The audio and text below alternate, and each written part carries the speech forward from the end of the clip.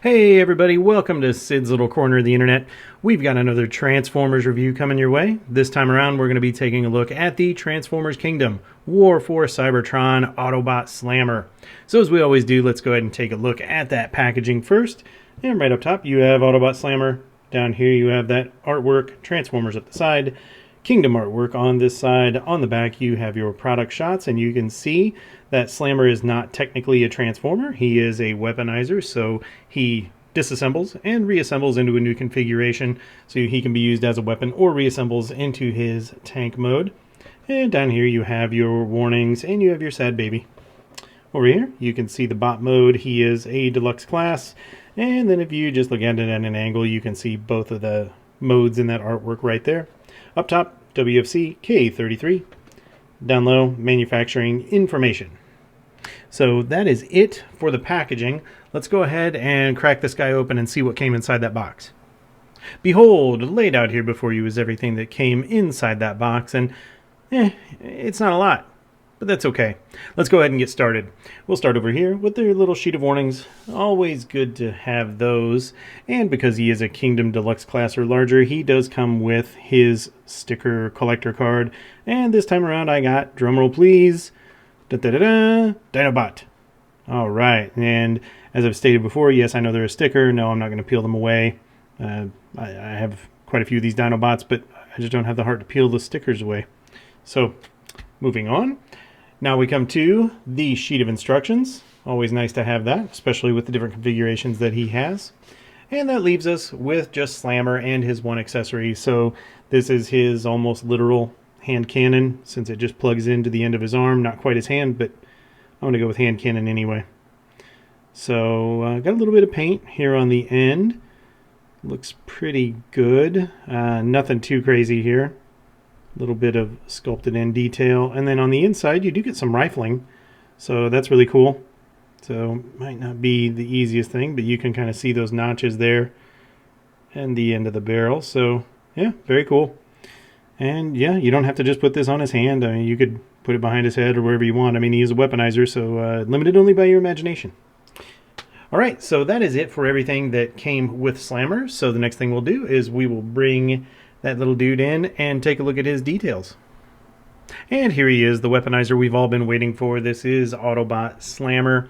So this is their reimagining of the little tank that came with the G1 Metroplex, who did not transform, but it's cool in this iteration here that we get a figure that does transform, and the fact that they use him as a weaponizer, it does actually seem pretty appropriate. So, and hopefully it's a precursor to maybe another Titan figure coming out, maybe a War for Cybertron or Transformers Legacy style Titan along the lines of Metroplex that this guy might be really compatible with. So kind of whetting my appetite there, hoping for the best as far as that goes. So let's go ahead and take a look at those details, and we'll start with his little head, and he's got that nice blue visor right there. Looks pretty good. I'm trying to keep him in focus, so apologies if he goes in and out of focus a little bit, guys. And then coming down to that big broad chest, got that Autobot symbol right there in the front, and you do have sculpted detail everywhere on this guy. He looks good. He looks really good. Far better than what I had anticipated, so it's nice to see. And then you do have, you can see the tank tracks there, so kind of the front of the tank here, giving you a little bit of a look.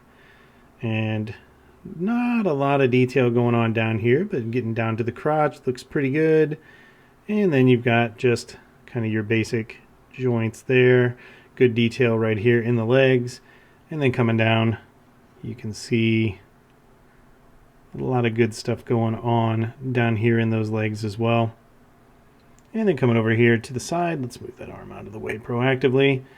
This, you know, use your imagination here. This almost looks like a battery of missiles, something that could be utilized in his bot mode. Looks really cool. He's a little hollow up here, but I think they did a fairly good job of hiding that and adding some detail in there. And I like this little hydraulic piston that they added in there. It looks good. And then, like we said, tank tracks, and then you've got tank tracks on the back. And then as far as the arms go, looking up underneath here, you do get a little bit of detail. No real hollow areas, which is nice. The fists, as you can tell, you don't have any articulation in there, which we'll cover later, but they are just fixed in that position, just molded in right there.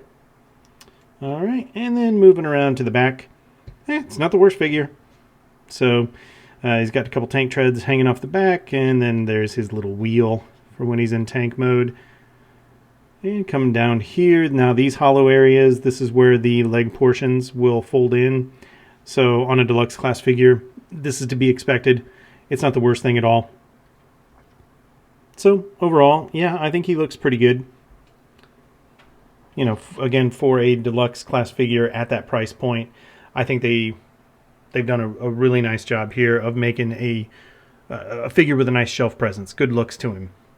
And as far as the articulation goes on this guy, I mean, he does completely disassemble, so you do get a pretty good range of motion in most of those joints, but there are a couple minor gripes that I have with this guy, and we'll discuss them. So starting up here with the head, the head is on a ball joint, and then it's on this hinge right here, so you can push the entire assembly down a little bit if you want, and then you can use that ball joint to have him look up a little further. He can look down a little bit, side to side a little bit, and then rotate all the way around if you choose to do so. And over here at the arms, you can bring those arms straight up that far, and then all the way around if you choose to do so. And you do get bicep rotation, so you can go all the way around with the bicep rotation, and then this is also a point of disassembly. So just be careful when you do that. You don't want to have a case of that going on. And then at the elbows, you get right at 90. And then you don't have anything at all at the hands. So this is one of my minor gripes. You know, I'm kind of getting spoiled by either wrist rotation, wrist tilt, something like that. So to see the fist just kind of affixed, it's a little bit of a bummer. All right, so down here at the waist, this is where I'm going to give him a compliment. I don't know if this is exactly by design, but I like it. So the waist rotation, you can go all the way around if you choose to do so. This is also a point of disassembly. But I'm going to turn him to the side here. Try to get you a good view of this. This guy has an ab crunch. It's not much of one. I don't know if it's intentional, but I like to see it. So yeah, you can have something like that going on. So very cool. So it's just happening right here at this point right in there. So you can get a little bit of ab crunchage going on if you choose to do so, and then you can lean him back as well if you want to do that. So nice to have that extra articulation. Down here at the legs, these legs can go just full Van Damme crazy. So you can get a nice split out of this guy for sure. So good range of motion there. And you can kick forward that far. You can kick backward that far. So again, great range of motion in those legs. You'll have no problems whatsoever getting him in some really cool poses. And then you do have thigh rotation right here at this point. And then at the knees, you can get a real nice deep knee bend here, you know, mostly because this section is what folds into the hollow area in the back for transformation, but you can definitely take advantage of it. I mean, that looks pretty cool. If I can get him to stand, do it. That's kind of cool. I don't know what you would do with that, but I enjoy it. All right, so coming on down to the feet, this is my other gripe. You get ankle tilt, 90 degrees. That's it. There's no up or down foot motion. There's nothing else going on here. You ankle tilt. That's it. So would have been nice if they could have incorporated something else there. But I guess in the grand scheme of things, it's not really going to hinder your ability to pose this guy. I guess it's just a sign of the times of how spoiled we're getting, you know, expecting more articulation in these figures. So that is it for the details and articulation on Slammer. So what I'll do now is I'll get this guy accessorized up, and we'll see what we can do as far as blast effects, and then I will also show you my probably biggest disappointment in this figure. Well, everybody, here's Slammer, fully accessorized with all of his available blast effect ports being used in the bot mode. And do you see what's wrong here? Can you identify the problem? This just completely disappoints me. He has all these blast effect ports, but this gun, the barrel is too big to hold a blast effect. It just sits there crooked and limp and takes nothing for it to fall out. It's so disappointing. I was really hoping that it was just my copy. So if somebody out there could, leave a comment and let me know, try it on theirs, and hopefully it is just my copy. But I get the feeling that it's not. So of all the blast effect ports and all of the things that you could do with Slammer, that's the one thing they decided to make too big. It blows me away. But yeah, I mean, you can see, just slip it in there and yep. Oh, hold it. Nope, it doesn't hold. So what a bummer. And I've tried different blast effects. I tried this blast effect and a few others just to see, maybe there was a kind of a tolerancing issue or a stack up issue there as far as that goes, but it doesn't seem to be. So love the fact that he's got these blast effects on him, but I'm just really disappointed that can't be used with a blast effect. Doggone it. Anyway, all right, so there he is, all done up. So you can do a lot of things with the guy, except maybe use a blast effect in his gun. So what we'll do now is we'll move on. I'm going to put him in his Weaponizer mode so we can see him there. You are, as far as the weaponizers go, as you guys know, you're only limited by your imagination on what you can do with those weaponizers. And I've seen some really cool stuff out on social media with some of the other people out there who are what I call the master builders. If you've watched a Lego movie, those guys can do some amazing stuff. I'm only going to show off the one mode that's shown in the instructions. But we'll get him all set up in that, and then we'll go from there. Well, I think that is one souped up wheeljack right there. So as you can tell, we now have Slammer disassembled and reassembled into his Weaponizer mode using wheeljack as our model here. And yeah, I can't deny it. The Weaponizer gimmick is really cool. Especially with Slammer here, because I mean, it looks like you've got an array of missiles. You've got a big old chainsaw. At least I imagine it's a chainsaw. You've got foot guns. You've got this big, blaster right here. Unfortunately, the blast effect doesn't work in that barrel, which would have been nice. But yeah, I mean, this is kind of cool. It definitely adds another level of play. So these guys aren't quite triple changers. I'm not going to go that far as to say, but I really do think that, particularly for Slammer here, his robot mode looks good. The Weaponizer mode looks good. And as we're getting ready to see here shortly, his alt mode looks good as well. So I think for a deluxe class price point, you get a lot for your money in this figure. And as I stated earlier, this is just the configuration per the instructions. For those of you out there who have more vivid imaginations than I do, the possibilities are limitless here. I mean, even up to and including combinations of combining weaponizers together to have a super weaponizer. And I've seen some videos out there, particularly some TikToks, where some really talented people have, taken the fossilizers and combined them into a big fossilizer combiner, which is spectacular. I don't have that imagination for it, but gosh, if you do, there's so much fun, so much play that can be had for this. So I will admit, I'm bought into the fossilizer weaponizer thing here for the Kingdom figures, or for the War for Cybertron figures in general. So yeah, I think this is a cool mode, limited only by your imagination. So now that we've got that out of the way, let's go ahead and get him in his tank mode, and we'll take a look at his details there and then do some comparisons. No doubt about it, Slammer makes for a good looking tank. This is a really cool looking alt mode. So let's go ahead and bring him in and take a look at those details. And we'll start right up here at that barrel. And most of this is everything we've seen in the bot mode already, so not a lot of huge reveals, but just how it comes together in this mode looks really good. Coming over here on the side, those tank treads look good. They are not functional. You have two sets of wheels here in the front, and then you just have this one uni-wheel in the back. This doesn't really roll, at least on my copy. It's too much friction. It just sticks. So this is probably going to be more of a sliding vehicle than a rolling vehicle. But it still looks good. And coming around to the back, I like the way it comes together back here, so really no huge gaps. These look like Lego bricks to me. And coming around to the side, same thing. And looking at it from the top, looks good all the way around. Coming down here to the bottom, yeah, can't really tell anything robot-wise is going on there. So the kibble cleans up pretty good. Everything gets hidden away pretty nicely. One other note, just like we saw when it was in the chess mode, I just like that little Autobot symbol right up there. I think all this looks good right here in the front.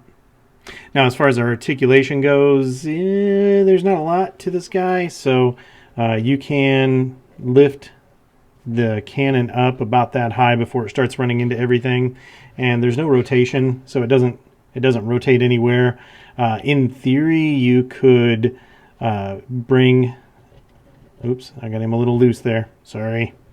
In theory, you could bring this up a little bit higher. I've noticed that if I push with the cannon, this area doesn't fall apart as much, so you could bring that cannon and that turret area up a little bit higher if you wanted to, and you don't really get any ability to raise it at that point, or at least at an angle. So you're kind of stuck with that mode if you like it. Now, closing him back up, I have to hold onto the cannon, and then I'm going to push down on these, because if I don't, it's not a gripe, but it's just the way that he comes together. This likes to come apart real easy right here. So essentially the only thing that's holding it together is this piece. So once that piece comes off, then these are just free to move whichever way they want. So you do have a little bit of a, what's the pain in the butt factor, I suppose. So if you try to move these right here, nothing else locks them in. So, you know, if you're pulling these up, then it's going to slide on you and it's going to start going crooked. If you bring it down, you know, you already see I'm getting that gap right there. So I've just kind of learned to handle this guy with the kid gloves if I'm moving this turret, and then just hold on to the front of the barrel there and then bring it down. So just something worth noting there. But for the most part, yeah, this guy looks good. I like him in his tank mode. So before we get into the tank comparisons, I'll throw some effects on this guy, except for this because he doesn't hold any. But I'll throw some effects on there so you can get an idea of what he looks like if he's in the midst of battle. Hey, good news. I was able to find an effect that kind of sort of works for that barrel. So this is just one of the other effects. I believe that was from the Studio Series 86 sweep. I can't remember right now off the top of my head, but I'm pretty sure that's where it came from. So it doesn't fit perfectly, but when you have him in this mode, especially when you have the turret elevated, it stays in there good enough. It's just sitting loose in there, but it kind of looks like a projectile flying out. Looks pretty cool. So, you know, in a pinch, that'll work. Now, I have all the other available ports in this mode filled with some effects. And you can see, yeah, you can get this guy pretty worked up. I mean, he looks like he's in the midst of battle, and these are kind of cool right here. Looks like you got some smokestacks going, but it really would have been nice to have some ports back here so you could have had rocket tank mode. But it is what it is. So not a lot to see with effects in this mode, but I wanted to bring it in so you could kind of get an idea of what you can do with this guy in his alt mode with those blast effects, and it's always fun. So anyway, let's go ahead and move on to these alt mode comparisons and see how he stacks up to some other figures. Alright everybody, so for our first alt mode comparison, of course we have the Kingdom Slammer on the left, and on the right is the OG. This is the original Slammer that came with the G1 Metroplex. So you can see from an alt mode perspective just how faithful the designers were with this new design, kind of referencing back to the little guy over here. Now, unfortunately, he doesn't transform. This is it for him. Unless you're going to use him as part of Metroplex and City mode, but he has no bot mode. So what you see is what you get. So when we get to the bot mode comparisons, you're not going to see Slammer, but I do have a special surprise for you. So, but yeah, there he is against the OG, so you can see those two guys together. Next up is a fellow War for Cybertron tank. So this is the War for Cybertron Kingdom Warpath. And you can see how he looks next to Slammer. And those guys are actually pretty similar size, and they look really good together. I mean, it's cool to see a couple of Autobot tanks side by side. So, yeah. For our next comparison, here we see Kingdom Slammer on the left, and on the right is Brawl from the original 2007 Transformers movie. So this isn't the Studio Series Brawl. This is just the toy or the figure that came out during that movie premiere in 2007. And for our final alt mode comparison, on the left we have Kingdom Slammer, and on the right we've got the big guy himself. This is the leader class Megatron from the Combiner Wars line. This is still one of my favorite tank alt modes ever as far as Transformers are concerned for the main line. This thing is just absolutely gorgeous. That's it for the alt modes. Let's get this guy back into his bot mode and do some comparisons there. And hey man, watch where you point that thing. Okay everybody, for our first bot comparison, we're going to take a look at a couple of War for Cybertron Kingdom figures. Of course, on the left we have the subject of today's review, and that would be the Kingdom Slammer, and on the right you have the Kingdom Warpath. And although they're a similar size in vehicle mode, Slammer gets pretty big when he comes to bot mode. So there you go. Moving on to our next comparison, here you see the Kingdom Slammer next to the Brawl figure that came out when the 2007 Transformers movie came out. So not the Studio Series Brawl, but just the actual figure that came out with the release of that 2007 movie. For our next comparison, this is the Studio Series Brawl. So the previous figure was the original figure released for the movie. This is the Studio Series figure, so you can see how a War for Cybertron Deluxe class stacks up to a Studio Series Voyager class. Moving on, here we see the Kingdom Slammer next to what is, without a doubt, my favorite mainline tank Megatron. This is the Combiner Wars Leader Class Megatron.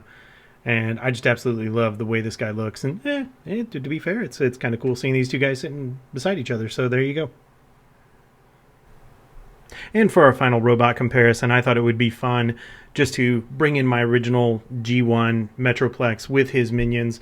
And that way you can just kind of see the reimagining of Slammer next to these G1 guys. So of course in the middle you have Metroplex. And then over here on the right you have Six Gun, which is of course Metroplex's guns. You have Scamper, which usually lives right here in Metroplex. And then you have the little Slammer tank right down there. And you can just see how the reimagining looks next to these guys. And for me personally, this is just really cool to see. So I hope you guys enjoy this as well.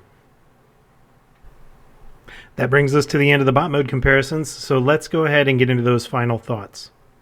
So let's go ahead and talk about the final thoughts on the War for Cybertron Kingdom Slammer. In short, I think the good outweighs the bad on this figure. He's got some things that I really enjoy, but he also has some things that I find really annoying. So let's go ahead and jump into it, and we'll start with the aesthetics, the overall look of this guy. I think he looks good in all three modes. He looks good in robot mode, looks good in the tank mode, and looks good in his weaponizer mode. So no major complaints in the overall aesthetic of this guy. I think he does have a great shelf presence, and I do think that you will enjoy looking at him. Moving on to the articulation, he's almost there, guys. He's almost there. My biggest complaints on this guy, because he's a weaponizer and he's made out of dozens of parts and they all port and peg into each other, he's got great articulation almost everywhere except for those hands and those feet. I think as a community we become kind of spoiled with figures that have, at the very least, wrist swivel or wrist rotation, wrist angle, some type of wrist movement on these figures, and he doesn't have that at all. Those fists are just molded in and they're fixed in place. And as far as the feet go, you get ankle tilt. That's it. You don't get toe or heel. You don't get any type of rotation down there. So kind of limited in those. And then the last point that I want to make on the articulation is because of these tank treads back here, you may find some difficulty in posing these legs. I know as I was trying to get him into some poses, I kept running those legs into those tank treads, so just something to be aware of there. So articulation, I'm going to give this guy an 8 out of 10. I think they kind of missed the mark on those hands and feet. Moving on to accessories, this is my biggest disappointment in this figure, no doubt about it. It's one thing that he only came with one accessory. That's fine. He came with his gun. But the fact that that gun is not blast effect compatible just really deeply bothers me. I mean, we've become accustomed in the War for Cybertron line to have blast effect compatibility, and it's not there with him. I mean, this is just sitting in there loose. So it just comes right out, and it just slips right in. So really disappointed in that. I think they really missed the mark on the accessories on this, so I'm only going to give him a 6 out of 10 in accessories. Moving on to quality, yeah, for the most part, he is a quality figure. I don't have any issues with the paint. I don't have any issues with the molding or the sculpted detail. There aren't any defects that I can see anywhere on that figure. He came with everything he was supposed to come with. But frankly, I have a couple of joints that are loose, particularly my waist swivel joint is a little looser than I would have liked to have been. So posing him can be a real pain in the butt. You're trying to move the leg, but the waist moves on you, and so on and so forth. So the waist swivel, and also in a couple of the arm joints, he's a little looser than what I would have liked to have seen, and it's probably just a tolerancing issue. You get a peg that's a little too small, you get a port that's a little too big, you put them together and you get a lot of sloppiness. So overall quality, I'm going to give this guy an 8 out of 10. And moving on to our last point, the overall value. I think the value is there. I think most people are going to, if you buy this figure, most people are going to be satisfied with him. There are minor things, as I mentioned, that articulation, that accessory, kind of annoying. But for the most part, I think the value is there. So this was a figure that we found in the wild. I picked him up at a local Walmart for $21 US. I think that's probably the right price. I don't think I would pay more than retail for this figure. I just don't think the value is there. But I think for MSRP, I think he's okay. And he's going to be a fun addition to your collection for sure, especially in that Weaponizer mode. There's all kinds of playability there, limited only by your imagination. So all that being said, out of a possible 50 points, Slammer gets 39 out of 50, which puts him at 78%. I can give this guy a soft recommendation, just with the caveat of, saying his articulation in his hands and feet are limited and his accessory is lame. But with that, I think for the most part, everything else is there. So I would recommend, if you can find this guy, pick him up, especially if you're a War for Cybertron collector, or somebody who has a great imagination and can really do amazing things with the weaponizers. If you can, please do it, and please put it out on TikTok or YouTube so I can watch those videos. I love them. So with that, that's going to end the review. I hope you guys got some good information out of this. I hope you were entertained. And if you haven't already done so, please be sure to like the video, be sure to subscribe to the channel, and leave me some comments. Let me know what you think. Particularly, let me know if you're having the same trouble as I am. Hopefully this is just a one-off. Hopefully mine is just a fluke and everybody else's works just fine, but I'd still like to hear back. So with that, it's going to wrap it up. Till we see you guys in the next review, take care.